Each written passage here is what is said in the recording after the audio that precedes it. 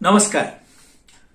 नेपाली साहित्यका विविध पाटाहरूको विवेचना गर्ने यस भिडियो श्रृंखलामा फेरि एकपटक यहाँलाई स्वागत छ। आज म पछिल्लो समय नेपाली साहित्यको हकमा लोकप्रिय बन्दै गरेको सूक्ष्म कविताका बारेमा केही कुराहरू यहाँहरू समक्ष राख्छु। पछिल्लो समय नेपाली साहित्यमा विशेष गरी कविता जगतमा अत्यन्तै छोटा आकारका कविता 5 लाइन 7 लाइन अथवा 4 लाइन 3 लाइन यस्ता कविता यानी सूक्ष्म कविताको एक प्रकारको लहर आइरहेको छ। व्यक्तिगत रूपले भन्दा मेरो लागि त यो धेरै खुसीको कुरा हो, किनकि विगत 1 दशकदेखि म पनि यस्तै छोटा कविताहरू सिकिरहेको र लेख्ने प्रयास गर्दै गरेको एउटा सिकारु कवि हुँ। छोटा कविताले अहिले परिवर्तित समयको डिजिटल पाठकहरूको मागलाई राम्रोसँग सम्बोधन गर्छ भन्ने मेरो ठहर छ। अचेल किताबका पाना सँगसँगै कविता किताबका पानाबाट उठेर डिजिटल ग्याजेट्सहरूमा, डिजिटल फोरमहरूमा, फेसबुकहरूमा, ट्विटरहरूमा अथवा इन्टरनेटका अन्य गेटवेहरूमा आइरहेको हामी सबैले अनुभव गरेका छौँ। र यसरी डिजिटल स्क्रिनमा आइरहेको कवितालाई स्क्रोल गरेर लामो लामो टेक्स्ट पढ्ने त्यति धेरै सम्भावना हुँदैन। त्यो तपाईहरुलाई पनि थाहा छ, हामीलाई पनि थाहा छ। मानिलिउँ फेसबुकमा एउटा कविता पोस्ट गरिएको छ भने एक फ्ल्याशमा एकपल्ट स्क्रिनले जति कविता देखाउँछ त्यतिमै कवितालाई हामीले पूर्णता दिन सक्यौं भने त्यो कविताको भनौं न त्यो सम्प्रेषणको सम्भावना लामो कविता स्क्रोल गरिरहनु पर्ने अथवा पाना पल्टाइरहने कविताको सापेक्षतामा फरक हुन्छ र बढी पनि हुन्छ भन्ने मेरो यो व्यक्तिगत बुझाइ हो। यद्यपि यो एउटा डिबेटको विषय हुन सक्छ। तर एउटा सत्य चाहिँ के छ भने यस्ता छोटा आकारका सूक्ष्म कविताहरूले नेपाली साहित्यको विशेष गरी कविताको फाँटमा बिस्तार बिस्तारो लोकप्रियता आर्जन गर्दै आएको छ। यसको साक्ष्य के छ भने धेरै युवाहरू, धेरै नवप्रवेशी कविहरू अथवा केही स्थापित कविहरू पनि अचेल बढी भन्दा बढी समय सूक्ष्म कविताको लेखनमा र त्यसै कविताको उद्यममा लागिरहेको हामीले अनुभव गर्न सक्छौं। यद्यपि यो सूक्ष्म कविता भन्ने कुनै नयाँ आविष्कार भन्ने होइन। हामीले सूक्ष्म कविताको परम्परालाई अध्ययन गर्यौं भने हामीले पाउँछौं कि मध्ययुगमा अथवा त्योभन्दा पनि अगाडि प्राचीन समयमा जुन प्रकारका श्लोकहरू, सूक्तिहरू लेखिन्थे अथवा महावाणीहरू लेखिन्थे ती भनौं न तिनीहरूको स्वरूप अलिकति फरक होला, ती छन्दमा होलान् अथवा ती कुनै प्रकारको गीतात्मक शैलीमा लेखिएका होलान्, तर तिनीहरूको संरचना र अहिले हामीले लेख्दै गरेको सूक्ष्म कविताको संरचना उस्तै उस्तै छ। तिनीहरूको भाव पनि उस्तै उस्तै छ र कथ्य पक्ष पनि उस्तै उस्तै छ। भनेपछि लामो समयदेखि यस्ता सूक्ष्म कविता जो सूक्ति जस्ता हुन्छन् तिनीहरूको अभ्यास हाम्रा मनीषीहरूले, काव्यशिल्पीहरूले अथवा कविहरूले गर्दै नै आएका थिए। एउटा उदाहरणका लागि हामीले कबीरदासका दोहाहरू हेरौँ भने दुई लाइनका यी प्रत्येक दोहाहरू आफैमा पूर्ण कविता छन्, सूक्तिमय छन् र अत्यन्त सूक्ष्म छन्। म एउटा उदाहरण भन्छु तपाईलाई। ऐसी बाणी बोलिए कि मन का आपा खोए, औरन को शीतल करे अपहु शीतल होए। यस्तो बोली बोल्नुहोस् कि कसैले राग द्वेष सबै कुरा बिर्सियोस्, त्यो बोली सुनेर आफू पनि शीतल होस्, सुन्ने मान्छे पनि शीतल होस्। यो आफैमा पूर्ण कविता छ। यो कवितामा के थप्ने, के छोट्याउने, के बढाउने, र यस्तो सूक्तिमयता हाम्रो काव्य परम्परामा लामो समयदेखि छ। हामीले पश्चात जगतमा हेर्यौं भने पनि 2 लाइन 3 लाइन 5 लाइन छोटा छोटा आकारका कविताहरू कविहरूले लेख्दै आएका छन् र नेपाली साहित्यकै हकमा पनि लेख्दै आएका हुन्। तर चाहिँ धेरै कविहरूले एकैचोटि यस्ता कविताहरूको एकैचोटि अभ्यास गरेको र भनौं न संग्रहकै आकारमा, पुस्तककै आकारमा पनि प्रकाशित भएको चाहिँ सबभन्दा उर्वर समय अहिलेको यो पछिल्लो समय जस्तो लाग्छ। र यसलाई यो अहिलेको आएको डिजिटल समयले पनि थोरै बेकिङ गरेको छ भन्ने कुरा यहाँले बुझ्न सक्नुहुन्छ। म अलिकति यसको दार्शनिक पृष्ठभूमितिर जान्छु।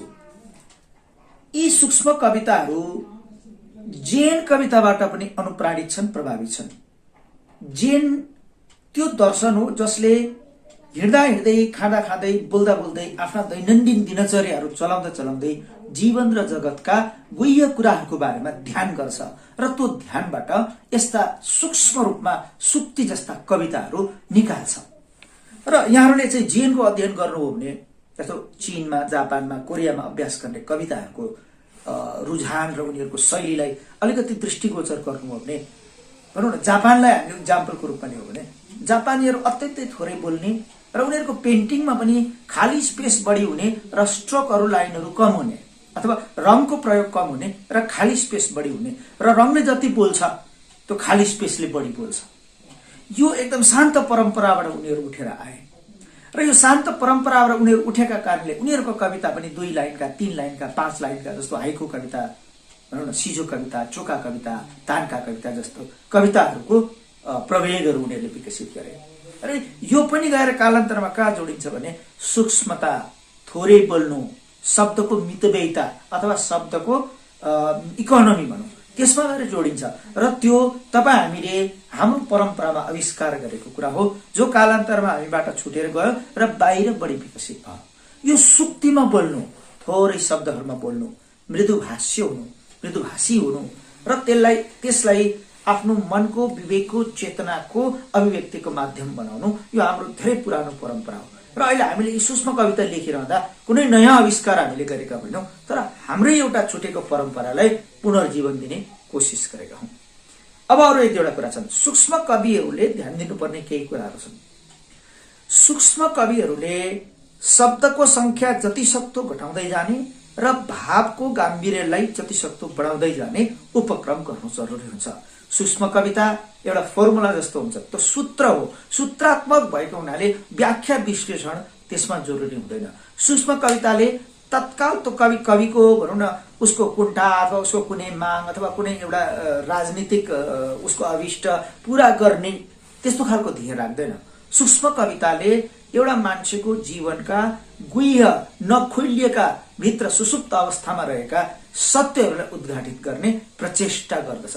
त्यस मानेमा एउटा श्लोक जस्तो हुन्छ, यो एउटा मन्त्र जस्तो हुन्छ, यो आफ्नोमा एउटा सुक्ति जस्तो हुन्छ। दोस्रो कुरा, पछिल्लो समयका कविताहरूमा धेरै देखिने यो प्रोटेस्ट भयो, त्यसै गरिने विद्रोह भयो, द्वेषका कुराहरू भए, कित्ता काँडका कुराहरू भए, आफ्ना आग्रहका कुराहरू भए, यस्ता चिजहरू त्यति सठिक बस्दैनन् सूक्ष्म कवितामा। सूक्ष्म कविताको कुनै आयु हुँदैन, त्यो जहाँ पढे पनि, जहिले पढे पनि, जुन भूगोलमा पढे पनि त्यसको सार्थकता रहन्छ। र सूक्ष्म कविताको कुनै भूगोल पनि हुँदैन, कुनै सीमा पनि हुँदैन, कुनै एउटा दर्शनको कित्ता पनि हुँदैन, धर्मको, जातको, लिङ्गको, वर्गको यी कुनै पनि सीमाहरू भन्दा त्यो छुट्टै हुन्छ। त्यो जीवनका लागि कविता हो, त्यो सर्वकालका लागि कविता हो भन्ने सूक्ष्म कविहरूले बुझ्नुपर्ने हुन्छ।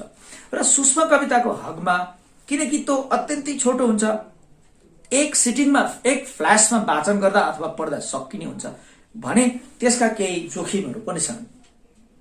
ती जोखिम के भने हामीले भनेका 3 लाइन 4 लाइन 5 लाइनमा मान्छेले टिप्नै पर्ने, हृदयमा राख्नै पर्ने, मस्तिष्कमा राख्नै पर्ने एउटा अथवा 2टा हरफ भएन भने त्यो कविता स्थापित हुँदैन, त्यो चिप्लेर जान सक्छ। चिप्लिनुको अर्थ पाठकको मनमा त्यो बस्दैन, पाठकको मस्तिष्कमा बस्दैन। पाठकको मन र मस्तिष्कमै बस्न सक्दैन भने त्यो कविताको आयु त्यति धेरै लामो हुन्छ भनेर हामीले ग्यारेन्टी लिन सक्दैनौँ। त्यसले गर्दाखेरि सूक्ष्म कविताको एउटा अनिवार्य शर्त के भने कि त उठान बिन्दुमा कि त बैठान बिन्दुमा कुनै सुक्ति जस्ता 2 हरफ 3 हरफ अथवा 1 हरफ अनिवार्यतः हामीले स्थापित गर्न सक्यौँ भने त्यही 1 2 अथवा 3 हरफले त्यो कवितामा प्राण प्रतिष्ठा गर्ने सम्भावना बढी हुन्छ। अर्को कुरा, हामी कविता मस्तिष्क पक्ष कि, कविता हृदय पक्ष कि, कविता भावना पक्ष कि, कविता मृदु पक्ष कि, कविता रुमानी पक्ष कि भनेर यी डिबेट गरिरहन्छौँ।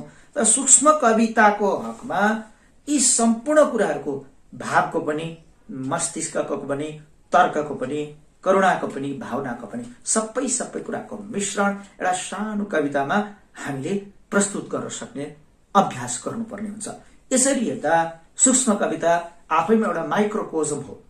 माइक्रोकोजम भनेको सारा ब्रह्माण्डको अथवा सारा जीवनको एउटा एकदम सूक्ष्म आकार, जसको जति व्याख्या गरे पनि हुन्छ, जसलाई जति विवेचना गरे पनि हुन्छ, जसलाई जति विश्लेषण गरे पनि हुन्छ। यस अर्थमा अत्यन्तै थोरै शब्दहरूमा घनत्वपूर्ण विचारहरू, बहुअर्थी शब्दहरू सहित मान्छेका जीवनका, जगतका, जीवनका, मृत्युका, ब्रह्माण्डका अथवा यस सृष्टिका गोप्य रहस्यहरू जो सबैलाई थाहा छ, सत्य हो, तर मान्छेले भन्न छुटाएका, भन्न बाँकी यी कुराहरूलाई सूक्ष्म कविहरूले टिप्ने गरेका हुन्छन्।